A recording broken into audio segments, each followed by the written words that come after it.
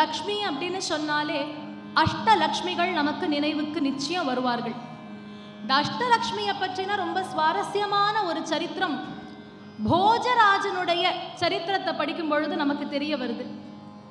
போஜராஜனுடைய அரசாட்சி ரொம்ப தர்மத்தோடு இருந்தது. எந்த விதமான குறையும் இல்லாதபடிக்கு பிரஜைகளை ஆள்வதாகட்டும், சகல ஜீவராசிகளிடத்திலும் ஒரு காருண்யத்தை காண்பித்து போஜ மகாராஜனுடைய ஆட்சி அவ்வளவு அருமையாக இருந்தது. அப்படிப்பட்ட போஜன் ஒரு சமயம் அஷ்டலக்ஷ்மியும் போஜராஜனுக்கு முன்னாடி வந்து நின்றார்களாம். ஏன்னா ஒவ்வொரு நாளும் அவர் பூஜைகள் எல்லாம் செய்யறது உண்டு. தர்மத்தோடு அரசாட்சி பண்ணதுனால ஒரு நாள் அஷ்டலக்ஷ்மிகள் 8 பேரும் இவர் கண் முன்னாடி வந்து நின்றார். நின்றது மட்டுமல்லாது போஜராஜனிடத்துல ஒரு விஷயத்தை சொல்கின்றார்களாம். என்ன விஷயம்? போஜராஜா, இவ்வளவு காலம் உன்னோட நாங்க இருந்தாச்சு, அஷ்டலக்ஷ்மிகளும் உன்னோட இத்தனை காலம் இருக்கக்கூடிய அந்த ஒரு டைம் அப்படிங்கிறது உனக்கு முடிஞ்சு போயிட்டு, இனிமே இப்ப நாங்க இங்கேருந்து கிளம்ப வேண்டிய ஒரு நிர்பந்தம். ஏன்னா அடுத்து உனக்கு சிரம திசை வரணும், யாராக இருந்தாலும் ஒரு ரவுண்டு தானே. அதனால அடுத்து உனக்கு சிரம திசை வரப்போறதுங்கிறதுனால அஷ்டலக்ஷ்மிகளான நாங்கள் உன்னோட இருக்க முடியாது, கிளம்பணும். சரி, இவ்வளவு காலம் நீ எல்லாத்தையும் ஸ்ரத்தையாக செய்ததுனால, ஆட்சியை தர்மத்தோடு செய்வதனால உனக்கு ஒரு வரம் கொடுக்கணும்னு எங்களுக்கு தோன்றுகிறது. அப்போ என்ன வரம் கொடுக்கலாம் அப்படின்னு யோசிக்கும் பொழுது, நாங்க 8 பேர் இருக்கோம் இல்லையா, எங்க 8 பேர்ல யாராவது ஒருத்தரை நீ கேளு, அவர் உன்னோடு இங்க இருப்பார். அந்த ஒருத்தரை நீ சொன்னேன்னா அந்த ஒருத்தர் சிரம திசையில கூட உனக்கு கூட இருந்து எப்படி எல்லாம் உதவி பண்ண முடியுமோ அதெல்லாம் பண்ணுவார்கள் அப்படின்னு சொன்னாலாம். அஷ்டலக்ஷ்மி பேக் எல்லாம் மாட்டிட்டு ரெடியா இருக்கா, வரத்தை கொடுத்துட்டு கிளம்ப வேண்டியதான், பேக்கிங் எல்லாம் ரெடி. போஜராஜன் இப்ப நம்மள்கிட்ட வந்து சொன்னா அஷ்டலக்ஷ்மியில எது வேணும் அப்படின்னா நம்ம எல்லாம் ஒரு அட்லீஸ்ட் ஒரு நிமிஷமாவது யோசிப்போம் இல்லையா, எந்த லக்ஷ்மியை கேட்டா நமக்கு நல்லது, நமக்கு எந்த லக்ஷ்மி வந்தா சரியா இருக்கும் அப்படின்னு யோசிப்போம். அவரவருக்கு ஒரு லக்ஷ்மி நிச்சயம் வேண்டியிருக்கும், அந்த லக்ஷ்மியை என்னன்னு யோசிப்போம். போஜன் யோசிக்கவே இல்லையா, ஒரு கணம் கூட யோசிக்கல. எனக்கு வீரலக்ஷ்மி என்னோடு இருக்கட்டும்னு கேட்டாராம். வீரலக்ஷ்மி என்னோடு தைரிய லக்ஷ்மியானவள் இருக்கட்டும், அவள் என்னோடு இருக்கட்டும். ஏன்னா எப்பேற்பட்ட கஷ்டம் வந்தாலும் அந்த தைரிய லக்ஷ்மி மனசுல இருந்து தைரியத்தை கொடுத்துட்டான்னா எதை வேணாலும் சமாளிக்கலாம் இல்லையா. அதனால ஒரு மன்னனா எனக்கு தைரிய லக்ஷ்மியை கொடுங்கோ, அவள் என்னோடு இருக்கட்டும்னு கேட்டுக்கொண்டார். உடனே இந்த அம்பாள் பார்த்தாளாம், மகாலட்சுமி எல்லாரையும் பார்த்து, வாருங்கள் நம்ம எல்லாரும் பேகை திரும்ப பழையபடி கழட்டி எல்லாத்தையும் வச்சுடலாம்,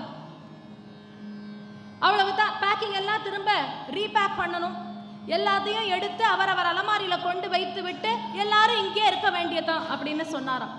போஜனுக்கு ஒன்றும் புரியல, நான் வீரலட்சுமி தைரியலட்சுமி தானே வேணும்னு கேட்டேன், அப்படி இருக்கும் பொழுது அஷ்டலட்சுமிகளும் இங்கே இருக்கேன்னு எதற்கு சொல்லணுங்கிறப்ப அவ சொன்னாலாம், எங்களுக்குள்ள ஒரு அக்ரிமெண்ட் இருக்கு. என்ன அக்ரிமெண்ட்?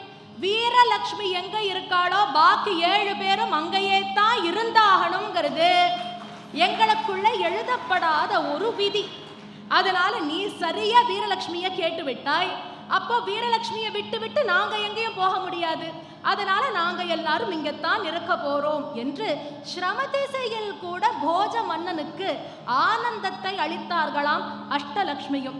அப்படிப்பட்ட அஷ்டலக்ஷ்மியை ஸ்தோத்திரம் பண்ண போறோம். அடுத்து எல்லாருக்குமே பிராபல்யமா தெரிந்தது அஷ்டலக்ஷ்மி ஸ்தோத்திரம் அப்படிங்கிறது, அதை அடுத்து நம்ம பார்க்க இருக்கின்றோம்.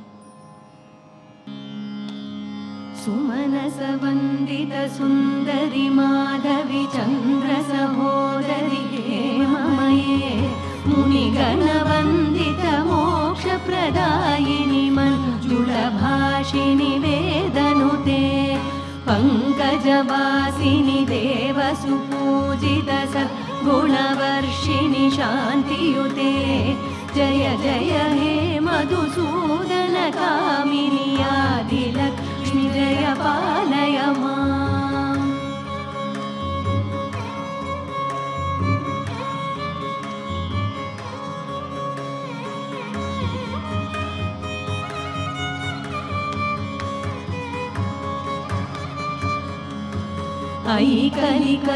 ऐकलिकल्मषनाशिनि कामिनि वैदिकरूपिणि वेदमये समुद्भव मङ्गलरूपिणि मन्त्रनिवासिनि मन्त्रनुते मङ्गलदायिनि अम्बुजवासिनि देवगणाश्रितपादयुते जय जय हे मधुसूदनकामिनि धान्यलक्ष्मि जय पालय माम्।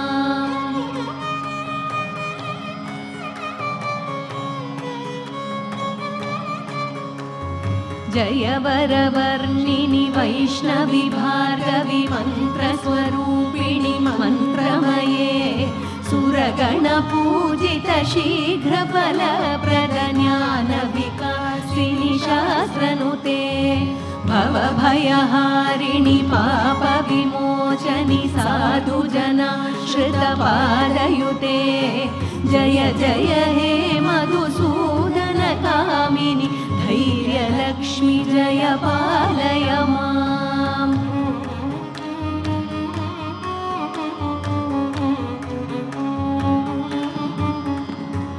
जय जय दुर्गतिनाशिनि कामिनि सर्वफलप्रदशास्त्रमये रथगजतुरगपदादिसमानुत परिजनमण्डितलोकनुते हरिहर ब्रह्म सुपूजित सेवित तापनिवारिणि पादयुते जय जय हे मधुसूदनकामिनि श्रीगजलक्ष्मी पालय माम्।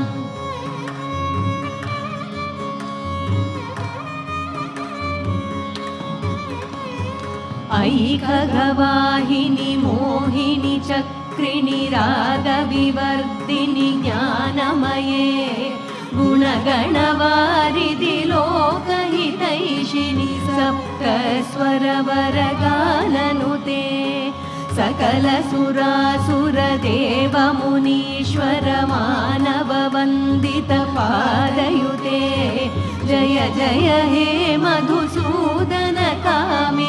सन्तानलक्ष्मि पालय माम्।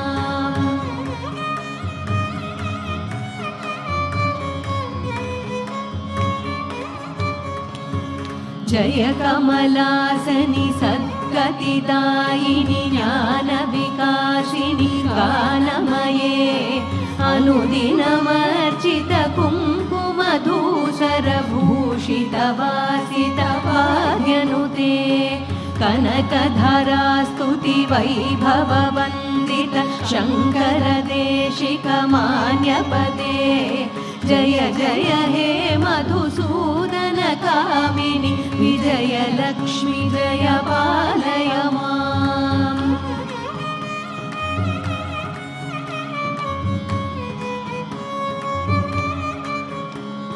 प्रणत सुरेश्वरि भारति भार्गवि शोकविनाशिनि रत्नमये मणिमयभूषित कर्णविभूषण शान्ति समावृतहास्यमुखे नवनिधिदायिनि कलिमलहारिणि काम्यफलप्रदहस्तयुते जय जय हे मधुसूदनकामिनि विद्यालक्ष्मी पालय माम्।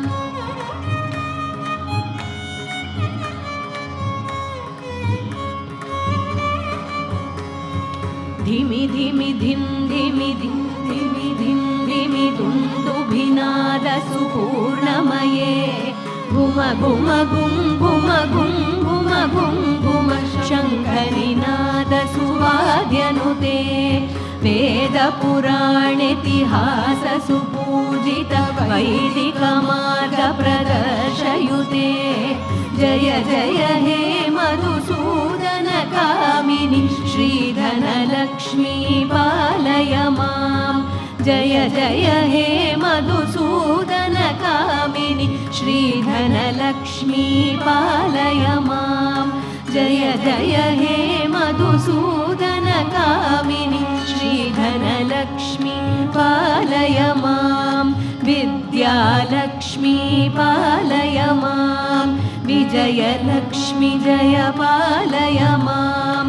सन्तानलक्ष्मी धनलक्ष्मी पालय मां श्रीगजलक्ष्मी पालय मां धैर्यलक्ष्मी जय पालय मां धान्यलक्ष्मी जय पालय मां आदिलक्ष्मी जय पालय माम्